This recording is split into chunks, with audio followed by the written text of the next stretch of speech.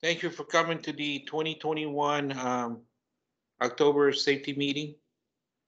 Our vision, we will deliver the best customer experience with industry leading safety, reliability, and innovation. What does it mean to you? And what part do we play in achieving this vision?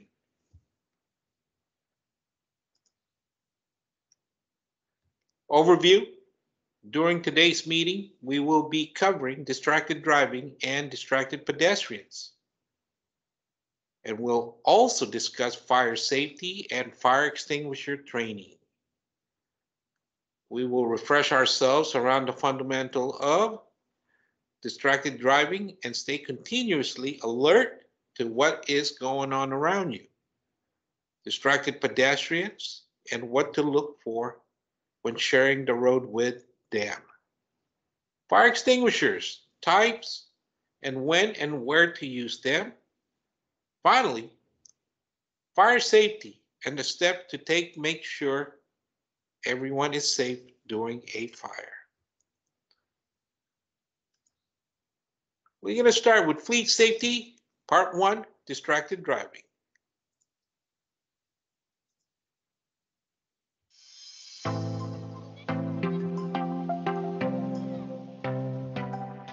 Welcome to the Distracted Driving Safety video. In this video, we'll talk about what it means to drive while distracted and what we can do to mitigate the risk. Distracted driving is any activity that diverts attention from driving, including talking or texting on your phone, eating and drinking, talking to people in your vehicle, adjusting the stereo, entertainment system, or navigation system, anything that takes your attention away from the task of safe driving. Distraction is a factor in 80% of crashes. Safely operating a motor vehicle requires our full attention and focus. There are three types of distracted driving: visual, manual, and cognitive. Visual is taking your eyes off the road. Manual is taking your hands off the wheel. Cognitive is taking your mind off driving. Visual distractions are anything that takes a driver's eyes from the road, even if it's for a split second. A visual distraction changes your focus from driving. For example, looking down at your cell phone. Manual distractions involve the driver taking their hands off the steering wheel for any reason.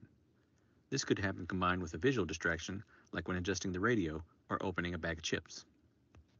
Cognitive distractions don't necessarily require you to look away from the road, or to actually do something other than drive.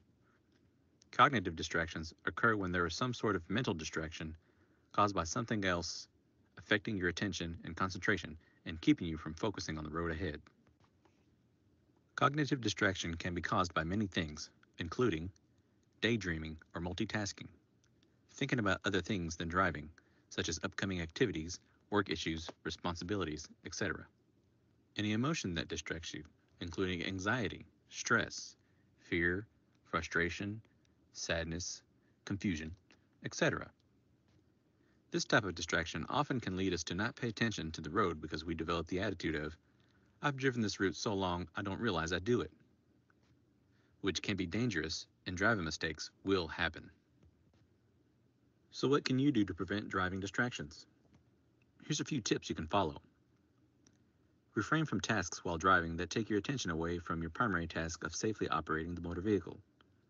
This includes reading, writing notes, drinking, eating, or having a conversation.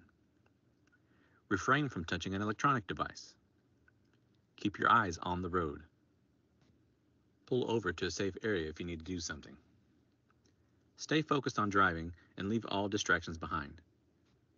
Your job as an operator requires you to pay attention to a changing road environment where you need to expect the unexpected and react.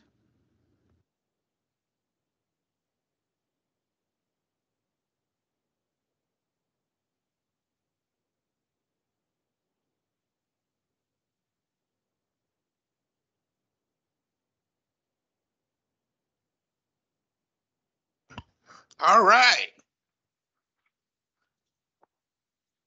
What causes distracted driving?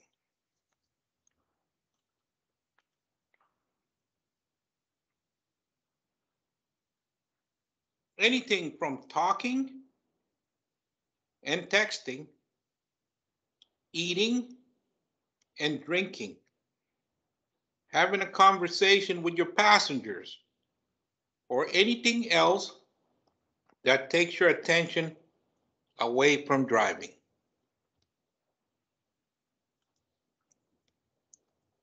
Number two, what are the three types of distracted driving?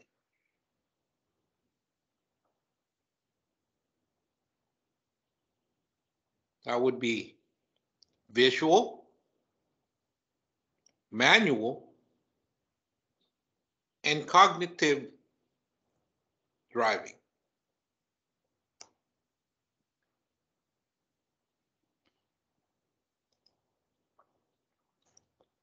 What is manual distraction?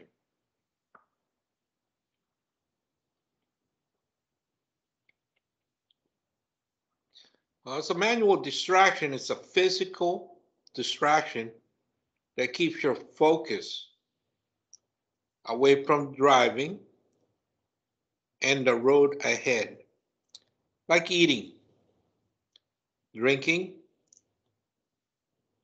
or reaching for other things on your dashboard. Anything that takes your attention away from the road. How can you prevent distracted driving?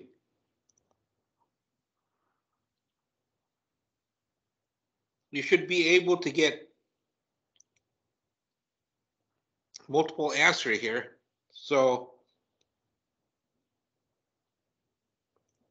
well, basically a not performing task that takes your attention away from driving. Just focus 15 seconds ahead. Watch your mirror every 5 to 8 seconds. Change your focus every 2 seconds. Focus on the road. That's how we prevent distracted driving. Concentrate on your primary job as driving. Just pay attention to what's around you.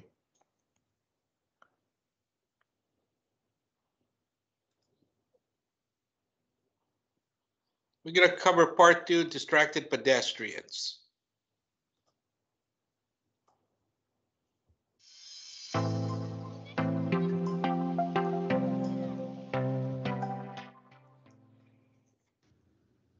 Welcome to the Distracted Pedestrian Safety video.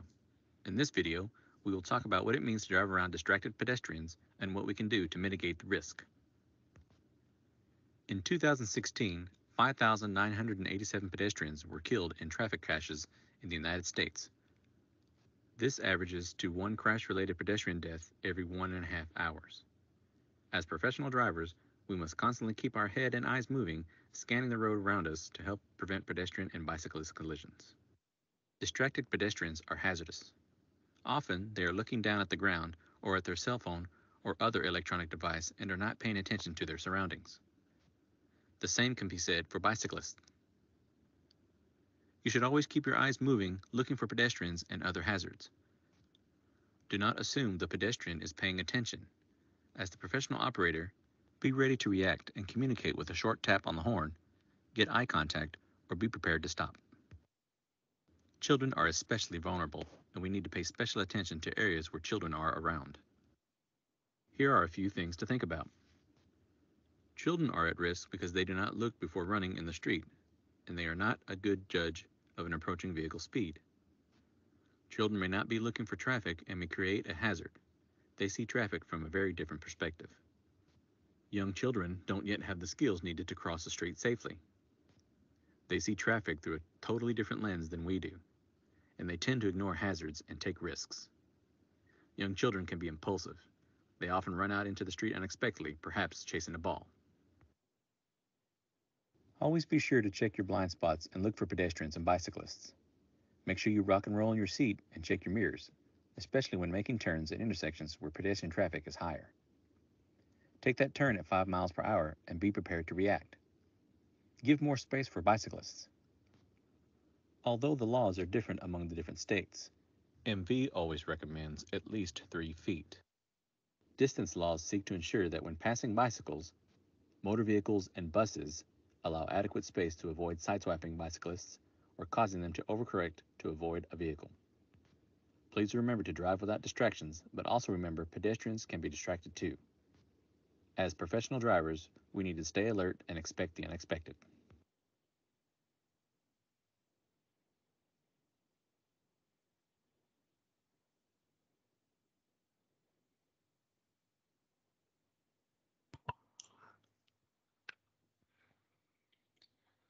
Question number 1, as a professional driver, how can we prevent collisions with distracted pedestrians?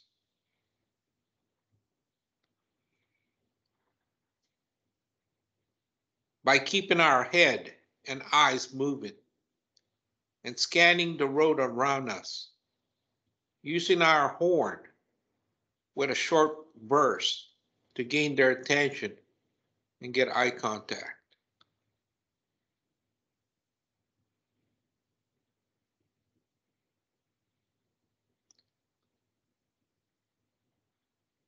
Remember to rock and roll.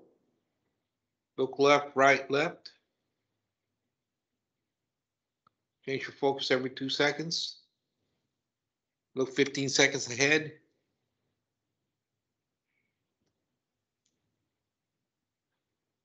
Just be aware of your surrounding. Why are children especially vulnerable?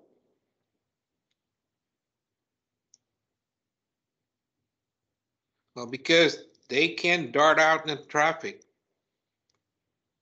Could be chasing a ball. Or maybe they don't have a good grasp of how dangerous traffic is. They don't know better. They don't know the law, when to walk and not to walk, especially in the school zone, elementary schools. When that light is flashing, that's a 20-mile-an-hour zone. Please slow down.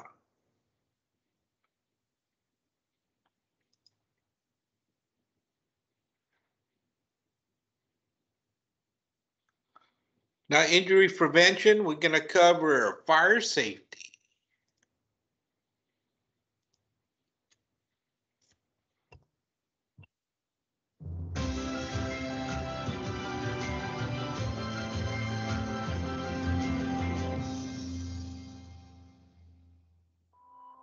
Every year, people die in workplace fires.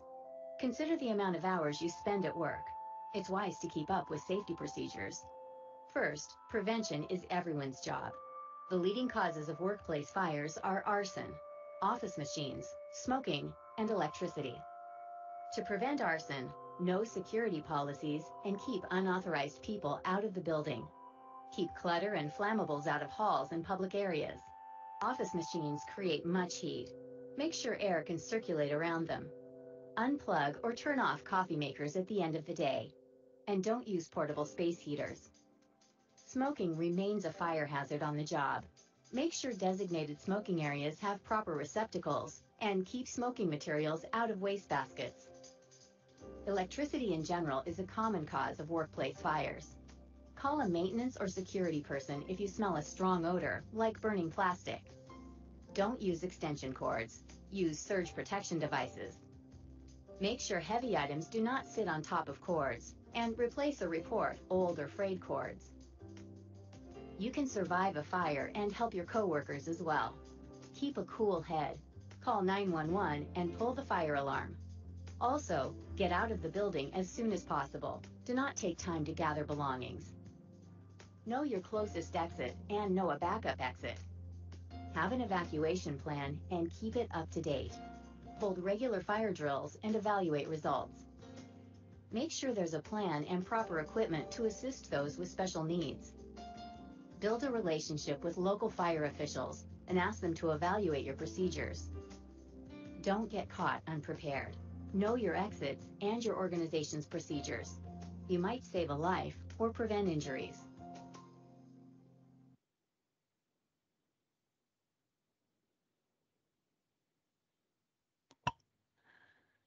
What is the first thing you do if there is a fire on your bus?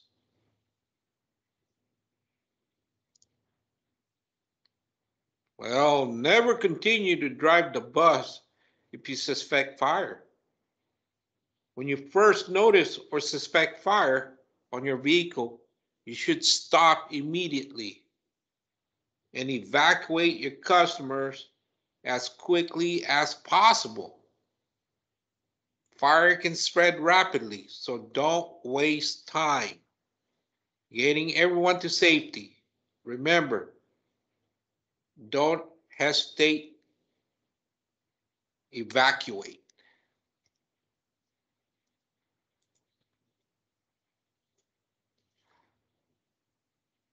Question number 2.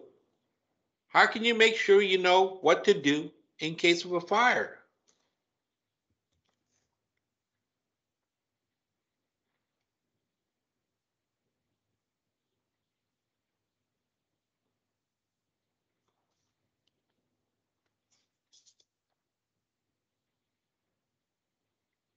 Make sure there is a plan and proper equipment in your practice fire drill.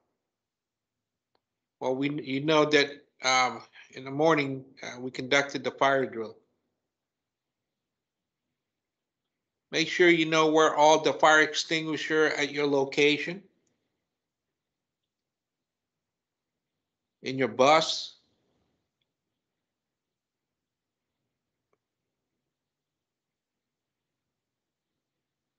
And when there's a fire, please don't panic.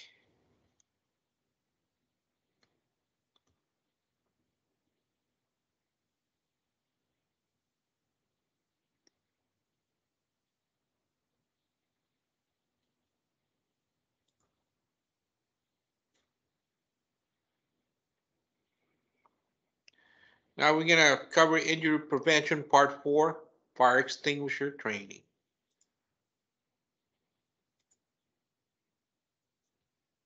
When was the last time that you had to use a fire extinguisher? For most of us, fire extinguishers are one of those things we like to have around but hope never to use. Hi, I'm Rachel Walla with Ally Safety, and in this video, we're going to cover some quick tips on fire extinguisher use. It's going to include the types of fire extinguishers out there, when to fight a fire and when to evacuate, and lastly, how to use a fire extinguisher. So without further ado, let's jump right into it.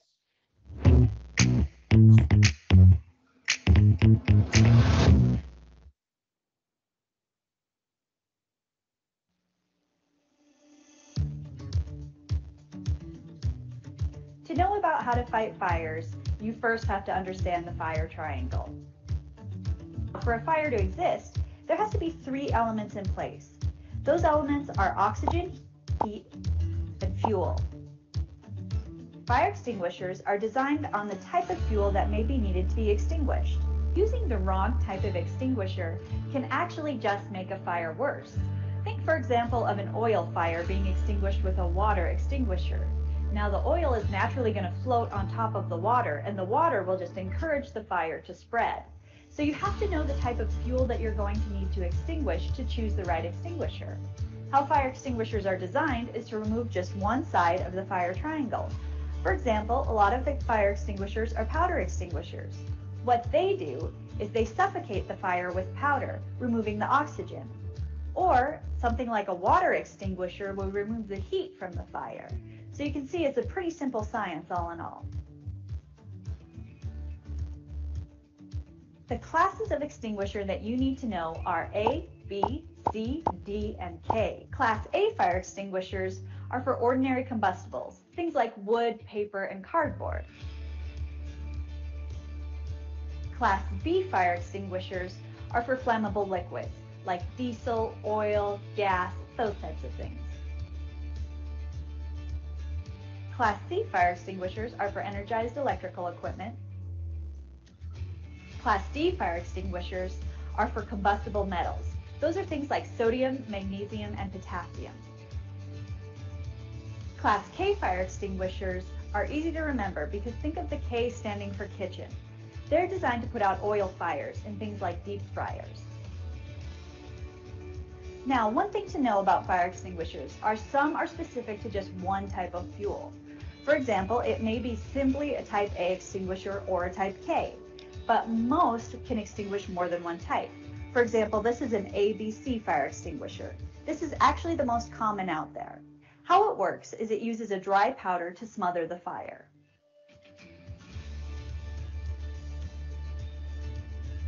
Portable fire extinguishers are built to extinguish fires that are in the incipient phase. This is the phase that comes soon after ignition before the fire has really generated a lot of heat. A fire in this phase is roughly the size of an office trash can. Now, you don't want to extinguish fires that have gone to the next phase, which is the growth phase.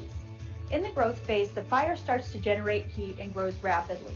A fire extinguisher isn't designed to extinguish a fire that large. In fact, you're going to run out of chemical before you get that far along. One thing to note when making the decision whether to evacuate or fight the fire is that most fire extinguishers only have enough extinguishing agent to last about 30 seconds. In the event of a fire, always make the decision that your safety is your priority. Never put yourself in the position where the fire is blocking you from the exit, and only fight it if you feel comfortable and safe doing so. Now, to fight a fire using a fire extinguisher, remember the PASS method. That's P-A-S-S. Pull the pin, aim the nozzle, squeeze the trigger, and sweep at the base of the flames from side to side.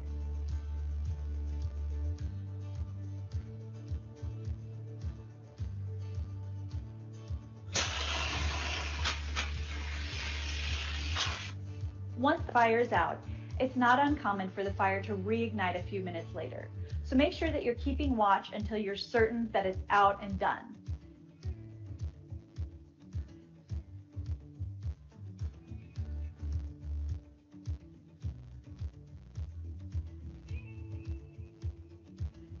Okay, so now you know the basics of fire extinguisher use.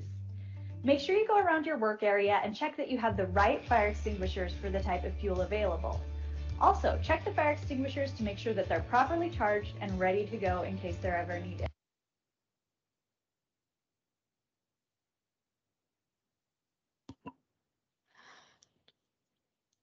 All right, what is the fire triangle? It is what is needed for a fire to exist, which is oxygen, heat, and fuel.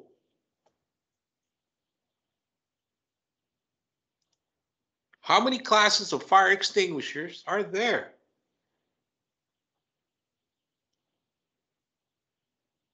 There's 5. That's A, B, C, D, and K.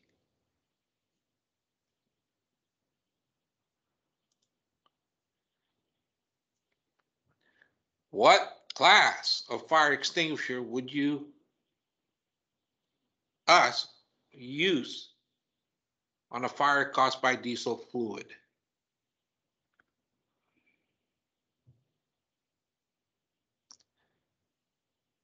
Well, answer is B. Class B fires are one in which flammable liquid and or gases become involved. They are the fuel source in a fire triangle. Remember, fuel, heat, oxygen, plus chemical reaction. Flammable liquids include gasoline, diesel fuel, oil, tar, petroleum, greases, solvent, alcohol, and oil-based paint. Flammable gases include things like propane, hydrogen, and butane.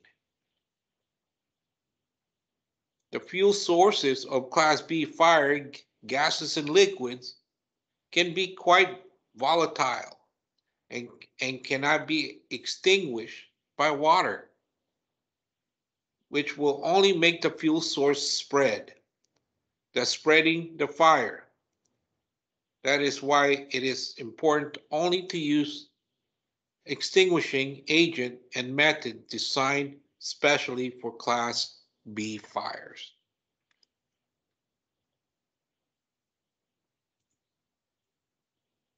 What is the pass method?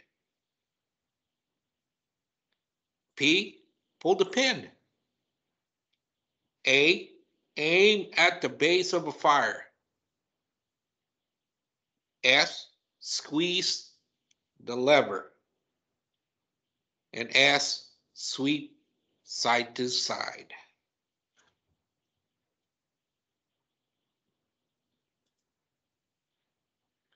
All right, we're gonna cover a couple of drive cam video, and we're gonna go ahead and watch video 1.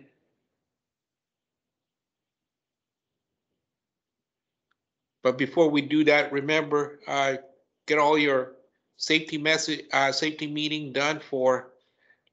Some haven't done July, August, September, and October, and now we have October. Try to get those in. Also, the October meeting also have a activity sheet, so please get that done. Turn it in by the 28th of October. If you don't know what meetings, what months you are missing, please just get a hold of me, and we'll be gladly tell you what month you are missing. Now let's go ahead and go to video 1 drive cam.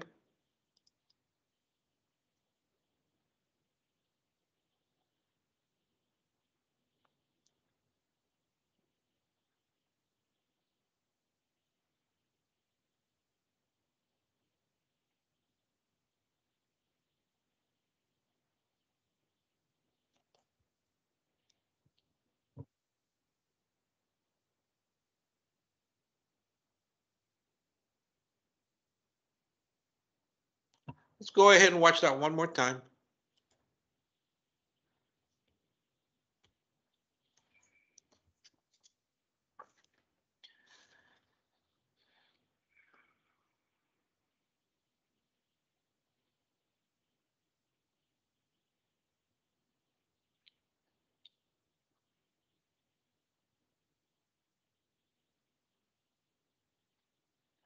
As we know, there's no sounds on that video, so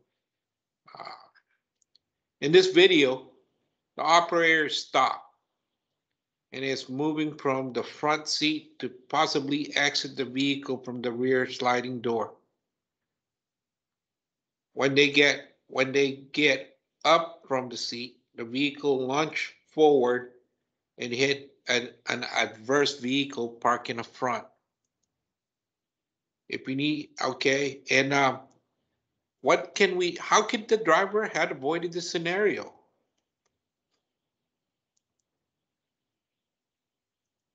Well, leaving the driver's seat before your vehicle is properly secured is not only against our safety policies, but is downright dangerous. Rollaway vehicles are dangerous to anyone and anything in its path. Now, of course, the video is blurred, and so we couldn't see that part. But so please, before you get out of the seat of your vehicle, put it in park and put the parking brakes all the way to the floor. Here are some tips to help keep your vehicle secure and prevent rollaway. Avoid any distraction and stay focused on what you are doing. Do not take shortcuts. Do not rush. Stay alert and be mindful. If you're using air brakes equipped vehicle, make sure to use wheel chock or blocks. Let's go move on to video number 2.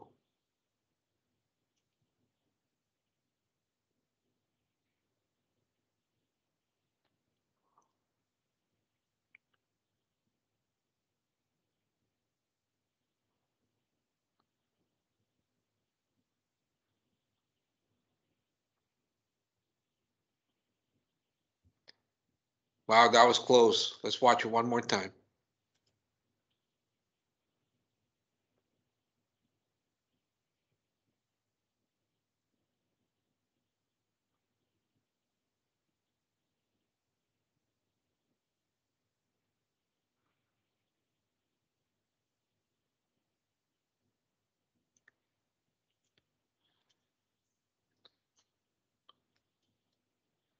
First of all, remember, expect the unexpected.